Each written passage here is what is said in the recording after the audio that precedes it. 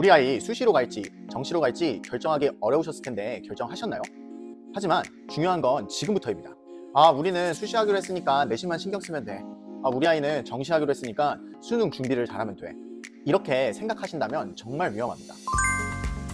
제가 작년에 상담했던 어머니 한 분이 계셨는데요. 그 아이가 2.3 정도 내신이 나왔거든요. 그래서 그냥 수시만 준비하면 되겠죠 하시는 어머님이 있어요. 하지만 그 결과는 육강탈하는 결과를 맞이하게 됩니다.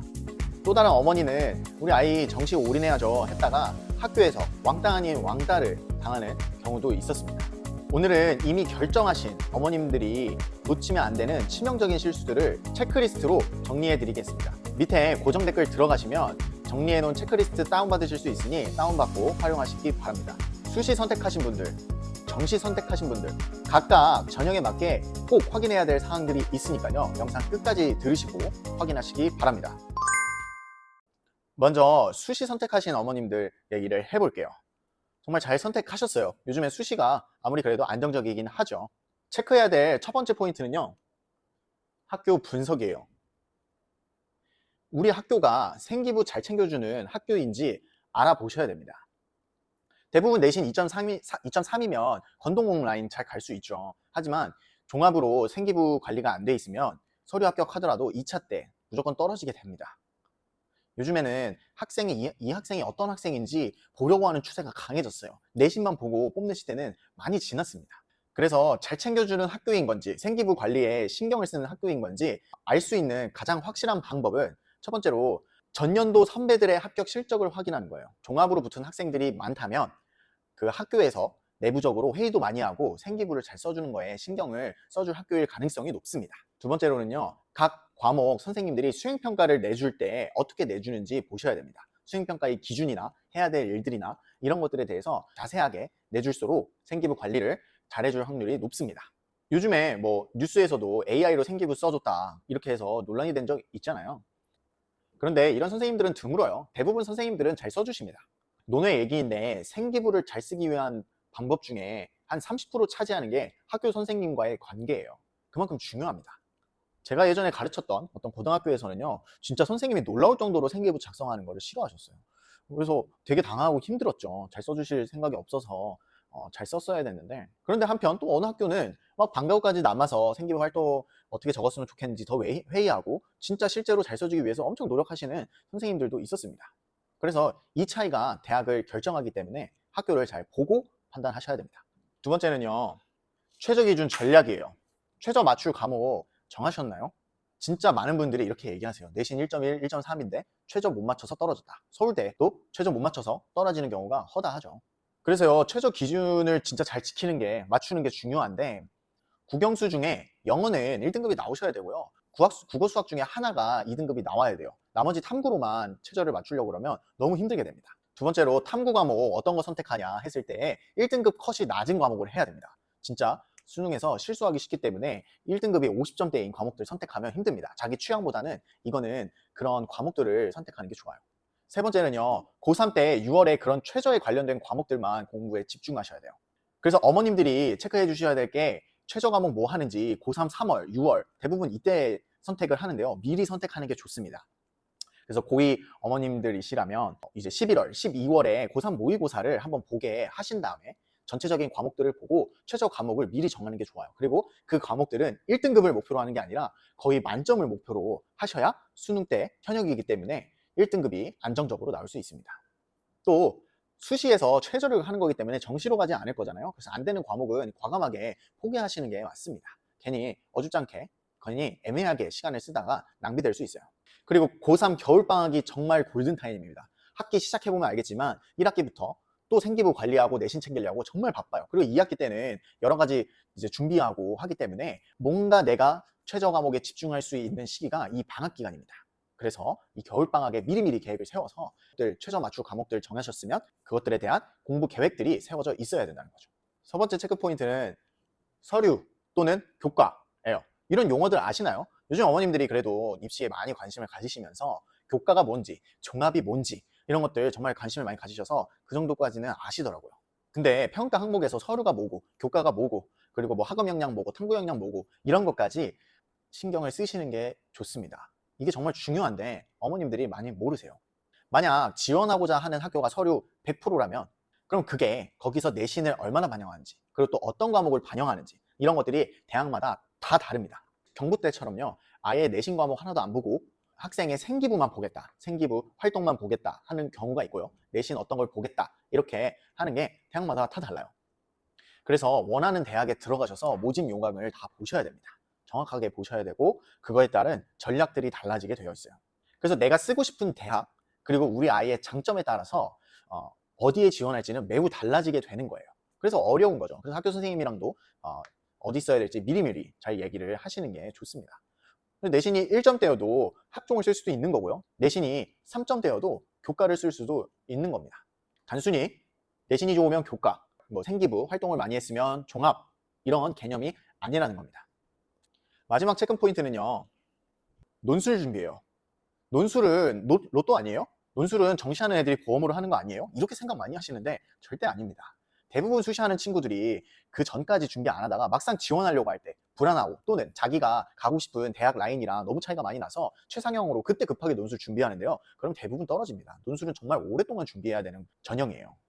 그래서 나중에 최상향 대학을 갈 수 있는 아주 국밥 같은 그런 기회가 될 수 있습니다. 그래서 고2시라면 미리미리 이런 가능성도 체크해 보시는 게 좋아요. 수시로 간다고 교과나 종합으로만 쓸 필요가 없다는 거죠.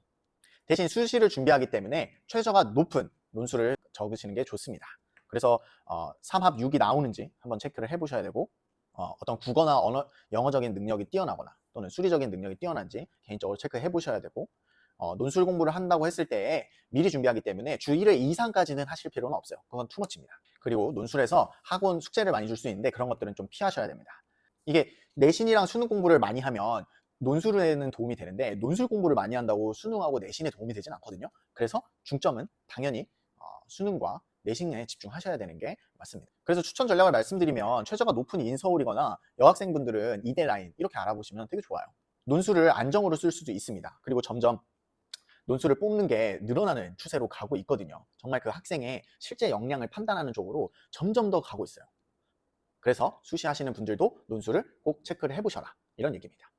정시 선택하신 학부모님들 얘기를 해볼게요. 정시를 선택하신 게 정말 힘든 길인데 잘하셨습니다. 그래서 아이와 함께 잘 나아가면 좋은 결과 얻을 수 있을 거예요. 첫 번째로 체크하셔야 될 포인트는요, 멘탈 관리예요. 어머님이, 아버님이 먼저 무너지면 절대 안 됩니다. 아이들이요, 수능 망치고 나서 가장 먼저 말하는 게 뭔 줄 알아요? 엄마 미안해요 입니다. 그래서 아이들이 그런 부모님의 기대심을 알고 있기 때문에 그런 것들에 대해서 스트레스를 많이 받고 있어요. 아이의 멘탈을 잘 관리해 주셔야 됩니다. 모의고사 성적에 일일비하지 않도록 관리해 주셔야 되고요. 그리고 뭐 고3 6월에 9월에 재수생 들어오면 등급 더 떨어진다, 이런 얘기들 하시지 마셔야 됩니다. 하지 마세요. 그래서 묵묵히 밥을 차려주시고 맛있는 거 사주시면서 응원해 주시는 게 정말 중요합니다. 실제로 예전에 어떤 어머님이 정시 준비하는 아이에게 정시 위험하니까 좀 보험용으로 수시도 써봐라, 이렇게 얘기했거든요. 나름의 이제 이제 조언과 걱정돼서 하는 얘기지만 아이가 그게 이제 정시 준비하고 스트레스가 너무 많이 받은 상태여서 안 그래도 불안한데 그런 얘기로 더 흔들려가지고 결국엔 자퇴하고 그냥 독학 재수하면서 수능을 치렀었습니다. 그래서 좀 극단적으로 말하면 부모의 불안이 아이를 망칠 수도 있어요. 그래서 부모님이 불안하시지만 실제로 그 인생을 겪고 있는 아이가 더 불안하고 걱정이기 때문에 좀 이런 부분에 대해서 조심하셔야 됩니다. 두 번째 체크 포인트는요, 학교생활 대체예요. 많은 정시 선택하시는 부모님들이 놓치는 부분인데요, 우리 아이가 학교에서 왕따 당할 수 있습니다. 뭐 성격적으로 아니면 애들이 따돌림 한다 이런 게 아니고요, 대부분 아이들은 수시를 하기 때문에 내신을 챙기고 학교 활동들을 하게 돼요. 그렇지만 정시를 선택한 친구들은 묵묵하게 수능 공부를 하게 되죠. 선택하는 게 다르기 때문에 이제 혼자 있게 되는 거죠. 정시러의 가장 큰 고통이 바로 이거예요. 다른 친구들은 수시 준비하고 내신 준비할 때 우리 아이만 혼자 수능을 공부해야 된다는 거죠. 그래서 잘 대처하셔야 됩니다. 첫 번째로 담임 선생님에게 정시를 하겠다고 얘기를 하셔야 돼요. 그래서 수업 시간에 선생님이 다른 공부를 하면 기분이 나쁘실 수도 있잖아요. 그래서 그런 부분에 대해서 먼저 얘기를 하고 상황을 설명드려야 되고, 그리고 수행평가 이런 거 막 버리시면 좀 어렵습니다. 최소한 참여하면서 아이들과 함께 활동하고 그 정도는 할 수 있도록 도와주셔야 됩니다. 극단적으로 버리는 건 좋지 않아요. 세 번째로는요, 내신 시험도 아예 버리게 되거든요. 근데 그런 거 아예 버리지 마시고 대부분 고3 내신 시험은 수능 특강이나 그런 것들을 학교 선생님들이 참고해서 내시기 때문에 모의고사 연습한다, 수능 연습한다 하고 실제로 봐보시는 게 좋습니다. 실력 파악용으로 봐보시는 게 좋아요. 그래서 대부분 학교에서 하는 커리큘럼을 어느 정도 따라가면서 정시를 준비하시는 게 좋다. 이 말씀을 드립니다. 물론 제일 좋은 건 알바야? 이 마인드가 제일 좋긴 해요. 나 정시하기로 했고, 난 전략 내가 세웠고, 내가 이거 하는 거야. 이렇게 올곧게 가시는 거를 제일 추천드리지만, 그게 어렵다면 학교 생활하면서 친구들이랑도 좋은 관계를 유지해야 정시를 잘 할 수 있다. 이 말씀을 드리는 겁니다. 저도 이제 논술을 준비하면서 종합 아니면 교과 준비하는 친구들이 되게 부러웠어요. 면접 먼저 보고 학교장 추천 받아가지고 뭐 면접관이 날 보고 웃었다.